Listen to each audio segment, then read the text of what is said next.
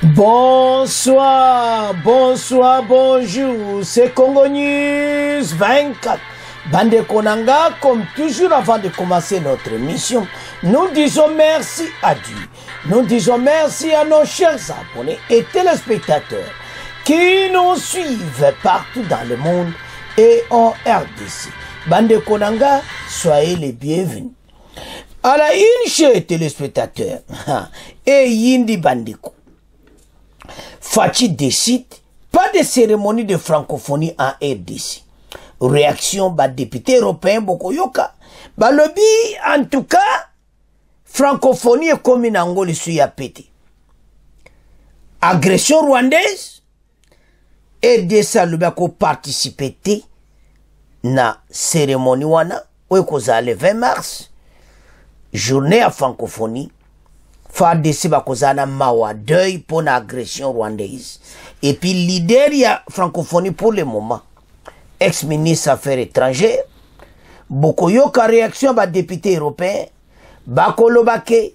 Moshibwako oye Rwandais ifa loba. Soki yene na francophonie alingi pe ou bien ni. Do makamboza minene. Tension à brise autour de la ligne défendue par Joseph Borrell. Donc partout. Alors, Macron, yébela. La langue française, en danger. Et c'est ce qu'on a langue où un problème. Alors, Bandeko, ils ont somme décision quoi. Deuxième point, chers téléspectateurs. Des combats voisins de FARDC, coalition armée rwandaise et alliés, suivez Bandeko. Wazalendo azako tiaba onesika bazonga et pas bautaki. Bokoyoka ba reporter ba lobby jamais tokoko accès batoyo dans mawatru. Alors bandeko FARDC s'organise.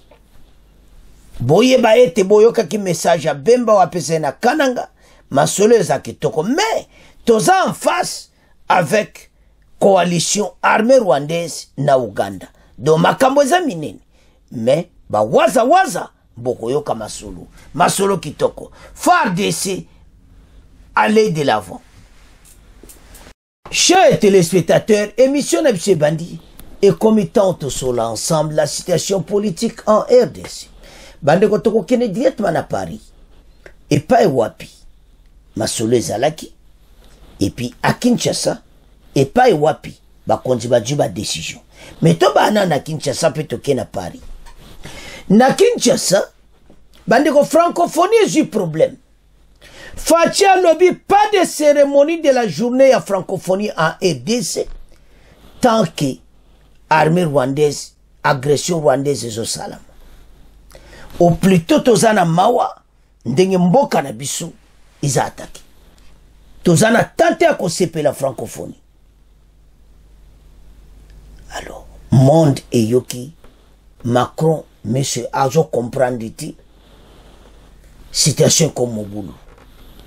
À même moment, à Paris, il y avait la convention, il y avait parti opposition, il y a parlement français, bah il faut dénoncer. Alors, toujours il y a un bango, il y a français, mais tout le monde a RDC. Pourquoi faut-il dire la décision d'Ingwan? Mais la raison est simple. Moutazo dirigeait francophonie, c'est ex-ministre affaires étrangères, Louise Moussebeko. Oyo a commis pour le moment chef exécutif de la francophonie. En ce sujet, il y a Azozala qui dirigeait Makamutu Salam. Et maintenant, journée internationale de la francophonie le 20 mars, RDC a participé à l'Okomokoti. Bah, quand nous allons croiser les mains. Tozana Mawa, Mboka Nabise attaqué par l'armée rwandaise.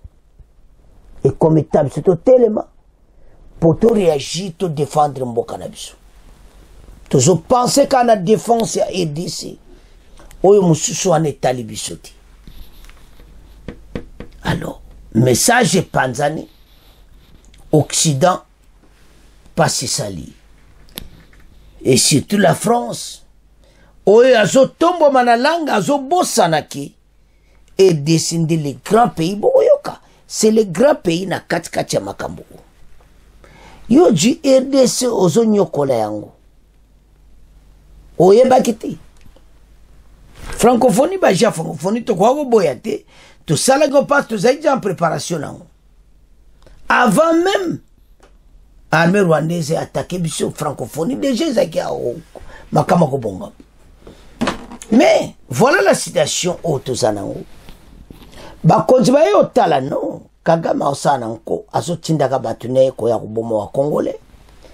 Et puis à la tête à francophonie c'est une rwandaise alors biso tozati. Message koi monde nyingani. To esabino ke makambo to ke nangu malembe. Yola de ba point oyo bo omona penaki na bao ba zozala sima. Ya armée rwandaise po bataka abiso ba koma na keskesi. Ba koma ba situation mo ba ko résoudre ti. Un grand pays où ils ont pesé avec 100 millions d'habitants dans la langue française. Bino bozo négligé biso, bozo comme Kagame a commandé Rwanda a comme anglais français. Ba comme peu ba kota na Commonwealth. Alors ce que sotota bino ko aboui, bozo on a que nous avons un problème. La situation est très sérieuse. Alors, Bakonzi en tout cas carrément baboui. Mais sonne malamu te côté ya francophonie, Macron a sepelité mais bozo quoi qu'on résoudre des milliers de bateaux baza déplacés. Et le bino monde bo sala bateau journal francophonie. Exact. De toute façon, les Congolais bazo menacé de quitter la francophonie, c'est ça le problème. Ceux qui quitter la francophonie, ko pesa ba au moins. Parce que tout le monde est le côté. La France, beaucoup yoka skoto qui n'a point directement. Bandeko, et ce salama. Parce que sungate. Mais tout tanga nanu. Bongo après tout qu'il y a francophonie. Oh là là. Fachi décide pas de cérémonie de francophonie en RDC. Réaction, bah, député européen, mais toujours il y en a deuxième partie. La RDC a annoncé ce lundi qu'elle ne tiendra pas cette cérémonie officielle pour la journée internationale de la francophonie le 20 mars 2024, en raison de la situation difficile que traverse le pays. À cause des conflits dans l'Est, impliquant les Rwandais, cette décision intervient malgré l'importance du français et de la francophonie dans le pays, qui est le plus grand francophone après la France, selon des chiffres de l'Organisation internationale de la francophonie. La journée placée cette année sur le thème « Créer, innover, entreprendre en français » coïncide avec une période de douleur pour la nation en proie aux conséquences dévastatrices de la guerre dans la région orientale. Français, ils ont le capable, français, ils ont quitté le monde. Nous sommes un grand pays où ils ont tombé la France, mais France a occupé Bissouté. C'est pour cela qu'il y a des tensions partout. Tout développé dans ma solo, oyo. Après tout, il y a des tensions dans l'Union européenne. La tension est pour le moment. Les Congolais sont en Kanda pour le journal le 20 et la francophonie. À la tête de la francophonie est rwandaise. Alors les Congolais ont décidé et le journal wana to beaucoup. Alors côté à bango francophonie avec lui-même Macron en tête de la France à la langue française c'est pelité. Parce que c'est une journée créative où ils ont promouvoir la francophonie dans le monde, parce que pour le moment, français, ils ont perdu de la place. Avec l'anglais, ils ont dominé, et l'espagnol, ils ont pu quoi avancer. France, français, ils ont quitté. Plusieurs pays africains, au bakota qui ont français, ils ont une déception totale.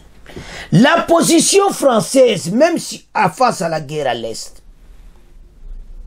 ils ont mawa. C'est ce qu'a dévoilé les députés européen a lobby pena clairement que leader la francophonie na rwandaise il faut loba na conférence ou ekoza na Paris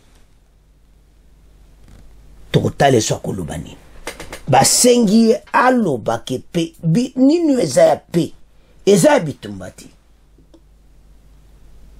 Alors si kotaba ya koloba n'importe quel quoi, n'importe quel maloba koloba, tant que lui-même Kagame a changé ma camouflage, il n'y a rien. Mais là, c'est très important, c'est la propagande. Message yokani partout. Ça fait du plaisir, parce que situation te goumé dans le cas. Mais moutatia quand on casati. Tu es sabine que ce comme marché, en tout cas félicitations bande aux États-Unis, Londres, France, Belgique, en tout cas dans le monde au Tamboli, ça fait du plaisir d'être congolais. Batu oyo ba komana ba pweka miketo zo kanga ba. To comme na point francophone est dirigé par la rwandaise, as a chef exécutif et maintenant fa journée mon yango biso tozati. Et kopesa nini. Ba konzi bazo laksa ba déjà que wana za ba flash. Na côté Rwanda baza mal à l'aise. Parce l'idée de la francophonie a dû échec à Kolongwa. Na convention où est-ce à Paris ba Kolongo là. Parce que bazo zela yeba tune ba question. Francophonie a zo dirigé za ndenge nini. Eza bitumbo bazo boma de nombre de Congolais. Oyo arde rwandais c'est longue Rwanda qui ko boma batu. La question qu'on se pose. Il y a un débat kotuna ye. Azana problème très sérieux. Ndeni a répondre à ma question. Chers téléspectateurs, la RDC est un grand pays de la francophonie où il contribue même à plus de 90% sur la langue française. Mais voilà ce qui se passe. Mawato. Totanga. Les députés français Aurélien Tadage demandent à Mushikiwabo de se prononcer au sujet de la guerre en cours au Nord Kivu. La francophonie ne doit pas être au service d'un gouvernement, dit-il. Avant de rappeler que des milliers de Congolais qui parlent français sont en déplacement et souffrent à cause de la guerre. Des mondes qui sont pourchassés par des milices venues piller l'est de la RDC avec le soutien du gouvernement rwandais. Ils ont ça la soni. Comment le gouverneur rwandais va commander makambo de babana qui va au kabwe. Mais tant que tu as dit makambo ko comme avec diplomatie fachi et ko simba tata oya ko simba moto achakitemi. Et maintenant il a un problème. Et sans qu'on bosse en la Belgique, tension à Bruxelles autour de la ligne défendue par Joseph Borrell. La communauté a adopté par l'Union européenne sur la crise sécurité dans l'est de la RDC suscite des remous. Certains États membres critiquent la posture jugée pro-rwandaise du cabinet du patron de la diplomatie européenne. Bamoni que l'Europe basa pro-rwandaise. Alors bamususu bamoni non. Batelemeli yango. Bango il fallait basa au milieu des villages basa côté à Kagame. Situation zo kenandenge ki bako vivre makamango bandeko esa makamango sakanati donc bato yo bako vivre pena pas c'est amener tension à Bruxelles, tension en France. Donc Kagame a comme un problème et puis maintenant Macron zo comprendre la langue française est que na kokufa ou bien comment. Mais yo ozo batek RDC zanjuku les grands yo zo zango kitisa yango aussi battre peu boma la langue française. Alors, ils ont salamawa. Maintenant, Toyoka, député Oyo makamoko koleka na France, député français, Toyoka Oyo koleka pas, c'est l'heure grave.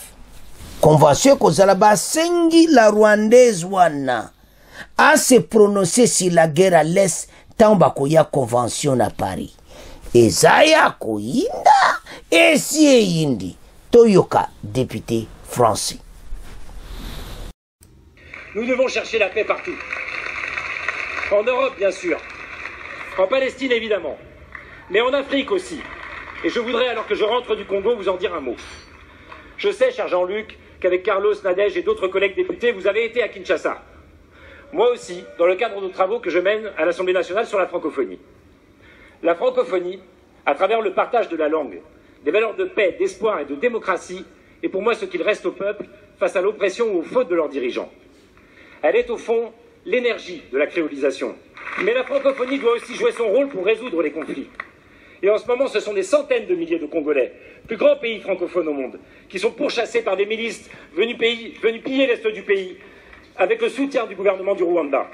Des immenses camps de réfugiés, où le choléra est en train d'arriver, sont installés juste à côté de la ville de Goma. La France doit bien sûr s'y opposer, mais l'Organisation internationale de la francophonie, dont l'actuel secrétaire général est l'ancienne ministre rwandaise des Affaires étrangères, Louise Mushikiwabo, doit aussi s'exprimer. La francophonie ne peut être au service d'aucun gouvernement.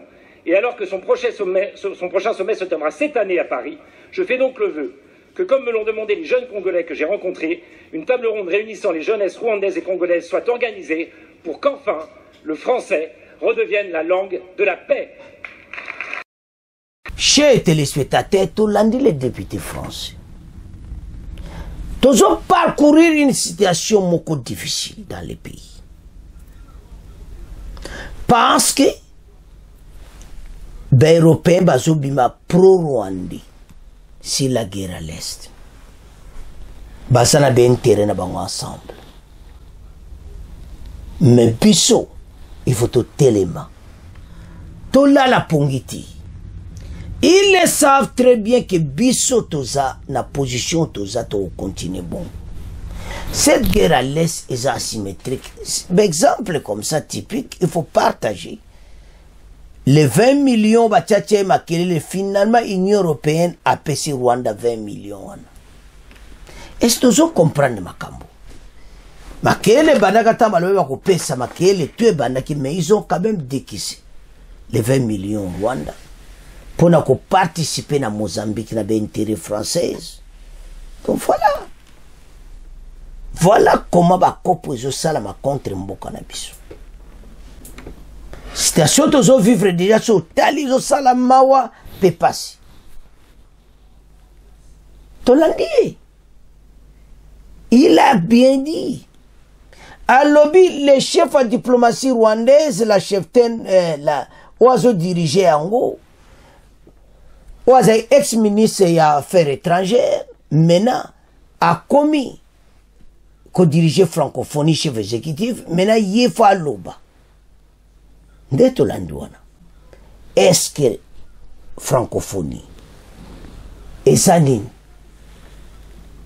et ça côté peuple dans mon boulot ou bien côté peuple à l'aise? C'est ça la question que tout le monde va se poser ce soir. Bah sali biso ma beba Rwandais, mais petit à petit tu es bien de là. C'est payé qu'on récupère. Mais là tu ne ça va congolais.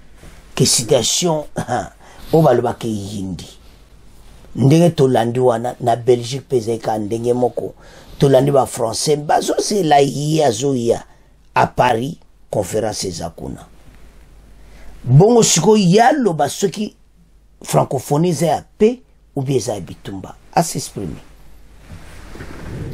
Alors bango bazo c'est le bayo ka position na ye mais ya kozaka kota Rwanda. Automatisé de quitter à rwandaise. Alors, maintenant, il y a position de toute façon, c'est banango. Alors, situation, maintenant, tu as dans les qui sont tout élément. Tu as armé, tu as bateau nyonso, tu comme libre. Mais mawa, ils ont traître, batika makambwana. Tu continues à assembler ces pays. Tu remonter farder, c'est la montée en puissance. Tu si les habituba ouyu. Maintenant, bako sentir lui qu'on a un micro ouyu. Banamboka. Totalement pour l'intérêt du pays. Alors, c'est à ce point, que premier point, tu as deuxième point. Chers téléspectateurs, tu as un point à Bissou, la guerre à l'Est. Bandeko, ça continue chaque jour. Tu ne peux pas savoir l'information, aujourd'hui encore ce matin, Ça a commencé. Cette fois-ci, Wazalendo va attaquer Bango. Le Waza. Va attaquer Bango na montagne wana ko sakarate. Baza ko pousser Bango ka bazonga kasima. Baza ko reculer. Avec la puissance de feu de Wazalendo, appuyé par les FARDC. Mais Wazalendo ne baza en tête. Alors, travail basali boko yo kande ba okumbisa Bango. Et ça qui toko. Ah, ou attention, qu'on peut s'amener des informations, qu'est-ce qui se passe juste pour le moment. Position zandengenini. Kuna na kata terrain zandengenini. Congolais azala l'air, nous autres le bi kozanga teawa. S'abonner awa sona no s'abonner te, pas so bana ko rater ma sola qui toko. Ma solo oya vrai, oyo ken information sans doute. Ozata na doute ti. Et cette place so yo que zo tuna me. Et c'est ma kambo ça solo. Yanto senga bandeke bene bo partager bo so bandeko ba s'abonner ba joka vrai message. Alors ce matin Wazalendo mba attaquer na ngomba wana non loin de Sake parce que maintenant baza déjà baza moi li faire de ça repousser qui ba on déjà et maintenant Wazalendo ba landi penda l'offensive yako sakanate.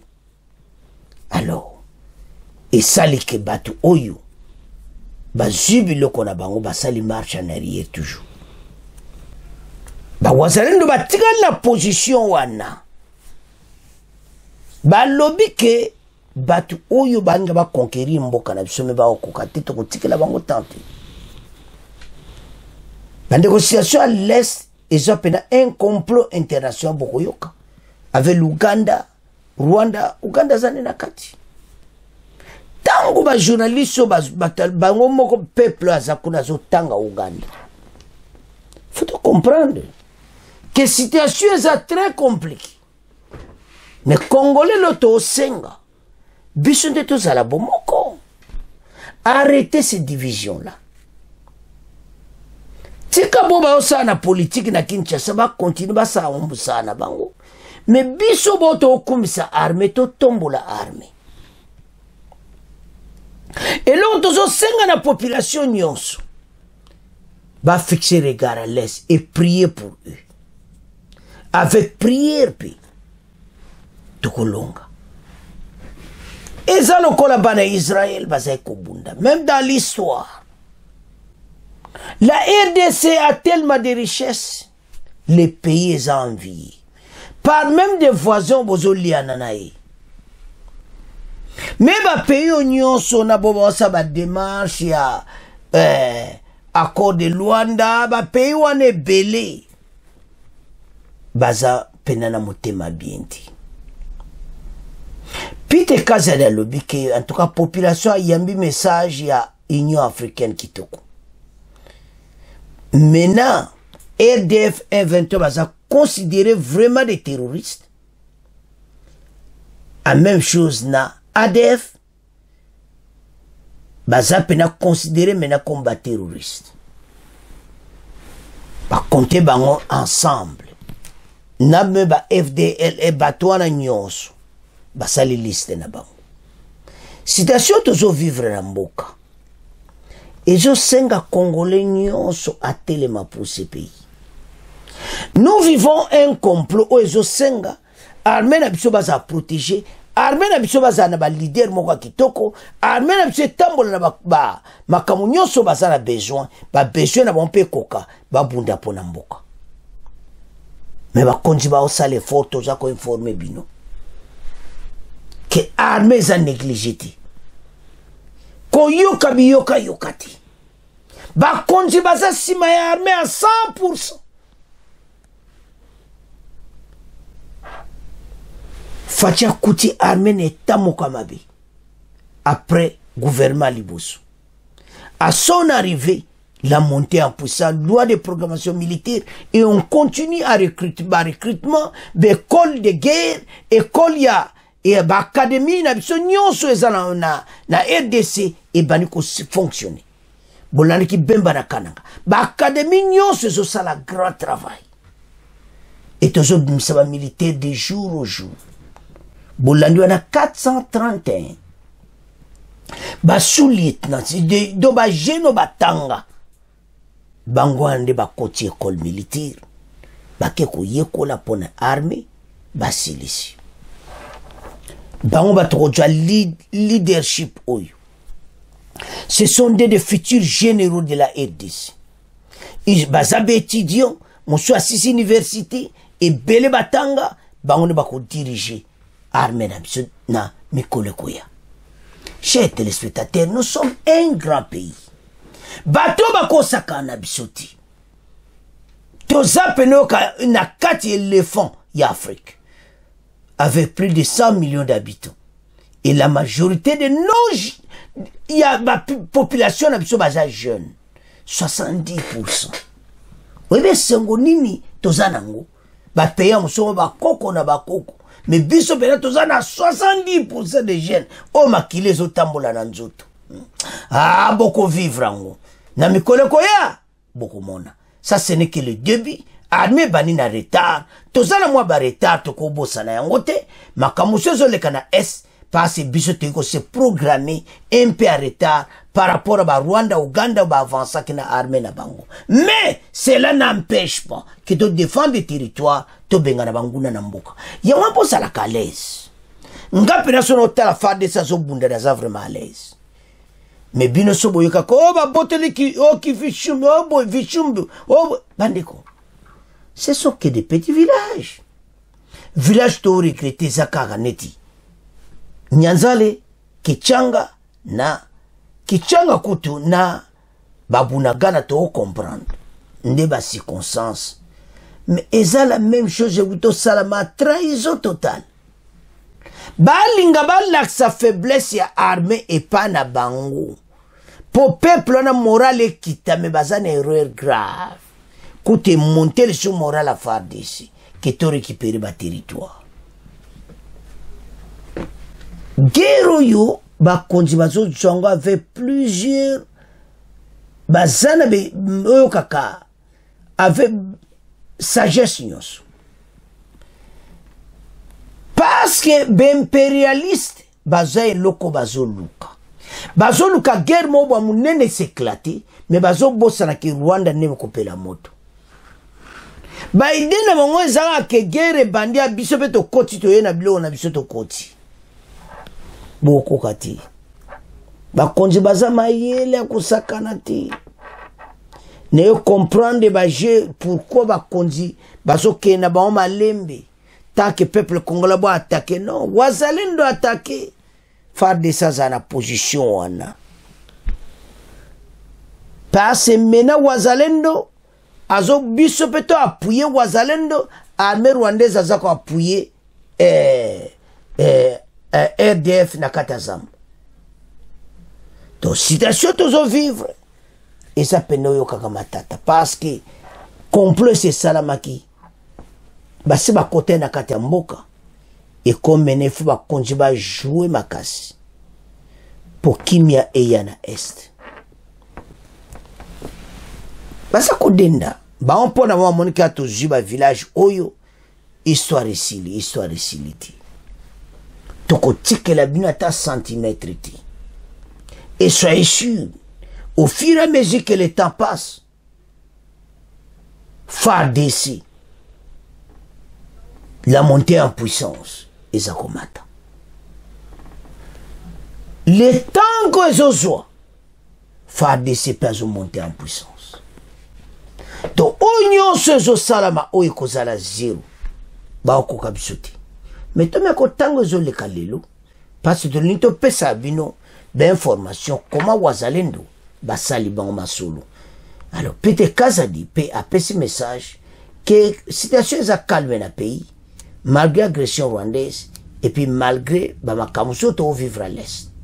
Total. To banana message à Kazadi, Peter Kazadi quand Condé a présenté le rapport de l'État et l'administration du territoire national. Dans son point d'information, le vice-premier ministre congolais a relevé que l'État du territoire national demeure globalement calme et reste dominé par la poursuite des opérations militaires dans le cadre de l'état de siège en province de l'Ituri et du Nord Kivu. Donc, toujours continuer l'opération militaire à l'est de la RDC. Dans le même régime, Peter Kazadi Kankoda a indiqué qu'au cours de la semaine qui s'est achevée, l'état d'esprit de la population a été marqué par l'accueil favorable de l'ensemble de l'opinion nationale suite à la position du Conseil de paix et de sécurité de l'Union africaine, identifiant les mouvements terroristes RDF 123 aux groupes armés négatifs FDLR et ADM-MTM. Donc, va considérer bango mena comme ba terroriste. Et batouana tout, bako soukana CPI. Alors, mais derrière bango banani bazali. C'est ça le problème. Bandeko, ces jeunes wazalendo sont déterminés na montagne, bazako beta batoa biloko, bazako bange lokote. Baza pena ko tiro yo kama ça c'est zo kene pas batouana. Maintenant bazana nyonso, ils ont même des mortiers, ou bako lancer des kilomètres, ou yo fa desi à Samassou. Maintenant l'armée a déployé ba troupes belé à l'est, na wana ba commando bo wana ba uti kindu ba utoye kola. Bango ba commando ba berever, bango pe ba komaki. Donc guerre à l'est, eza pena ko kena ko sakanati. Nombres importants pour to gagner batu oyo na ndingi bitumbo ko kende. Mais bako vivre yango kalati. Notre armée est à serein et nous allons gagner cette guerre à l'est de la RDC. Mais l'autre aussi na ba Congolais to comprendre comment complot est au salama et comment mukonza mboka azo sale fort. Le président rwandais a yebi que la montée en puissance maintenant c'est une réalité. Lui-même le sait, c'est pour cela qu'il a peur. Na ba allié na ye. Ba yebi que na ndenge makambo zo kende. L'heure est grave. Mais to meko yoka bandiko, pe bandiko société civile, ba meko expliquer ndeni makambo à est bon to avancer parce que il faut te défendre le territoire na biso. Na ndenga kosakana te mais ba féliciter wazalendo na ndenga mukiti. Un bon travail. Biso nyoso wazalendo machikitoko. Tolanda extrait oui. Bondongo ni bona bubandaki uta tongo tongo mukolo malelo na ngomba ya ndumba nzinga nzinga na mboka saki au territoire Masisi ba wazalendo bazali kobunda na batomboki ba 23 na bisika biye na tinete bazongisa batomboki bana bisika ba uta atako bazali kokoba koboto la mboka mingi na territoire Masisi pe Rutshuru elobi moko na bakambi ba wazalendo oyo tobengaki onzela singa tomoyoka ya solo bitumba bizali kosalima na territoire Masisi bilenge biso ba wazalendo bazali kondongona na batomboki ba 23 sika nazali ngamo awa pe nazali kolandela likambo na bukebi bonso pe bitumba bizali seko oba na kosalema nzokande baike na bai politiki bazali kotonda bai wazalendo na mosala mwenye bazali kosala mwakobundela ekolo Congo démocratique dadi sale mo manyoli mamambi ma politiki na bonsomi awa ni ngomba Goma amoniete mbula matari esengeli ezwa mikano miemi sengeli na ntina kosukisa bitumba bina mpe bakonzi ba ekolo batia elikate na bai molongo pona bosuksami bwa bondongwani tozoki makanisi maladi sale na tina likambolina lya bitumba biye bizali kino sika kokoba toyoka ye ya liboso amatondo mingi na bazalendo nyoso na FARDC pe na batu nyoso oyo bazo ko salisa Congo oya solo poto sidisa bitumba oyo naganisi 123 ezalité et ngelo bak awa toza en face eza complot international na oyo Rwanda, Uganda ba multinational pe ba néocolonialiste bangonde baza ba responsable numéro 1 et esengeli sikoyo mbulamatari ya République démocratique du Congo a vraiment ba disposition oyo esengeli la situation où il y a complot international, pas la situation où il y a M23, où il y a Rwanda, Kakamoko. Donc, c'est-à-dire que par rapport à nos partenaires au niveau international, il faut situation échanger. Nos partenaires au niveau régional, il faut situation échanger. Surtout, à niveau local, il y a des Congolais, et c'est des Congolais, base vraiment conscience collective, paradigme échangé, des Congolais, base à la molongo, base à la philosophie, na bisoto bengi ya kujitegemea ya Tomi Lukela, c'est-à-dire que tous à la responsable ya bisomoko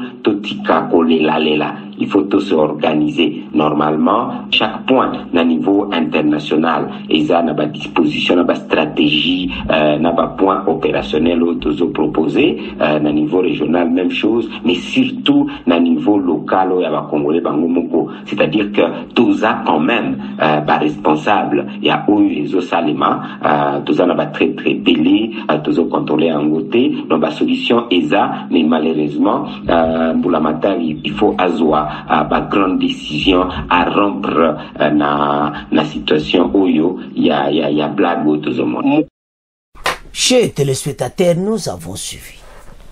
Tolandi extrait wana bo comprendre que o nyoso ile kana es wazalendo aza dans le devant, wazalendo ataka ki bango na ngomba wana. Très tôt le matin, dans sia sale bango de ni de surprise. Encore bango bankolo yo kaka o créer des embuscades. Bo mwande ba kanga ki ba saka ba miniri.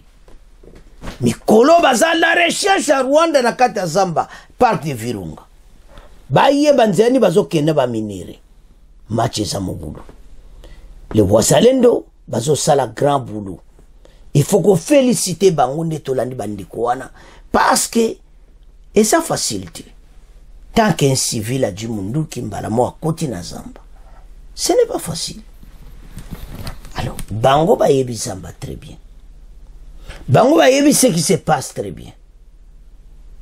Bako sila nana bateau très propre. Chers téléspectateurs, la guerre aux Salama Namboka est très compliquée. C'est pour ça que tant même bazako salaba makambo tout bo Hollanda ba konzi tout cela ba yebi. Les systèmes au bazako appliqué ba congolais belé ba osepela te voilà bo attaquer. Système ba osalawana. Ba yebi poani. To pe ça ba en confiance. Tozo mono na musika pas situation toza na ngo. So talibato baza sima Rwanda. Mais tili lope bazo kokati. Pour moi que ata basalinde ninde fachalo baki ba kotika koleka saketi. Mena tondimi. Malgré il y a toujours la trahison ba koki saketi.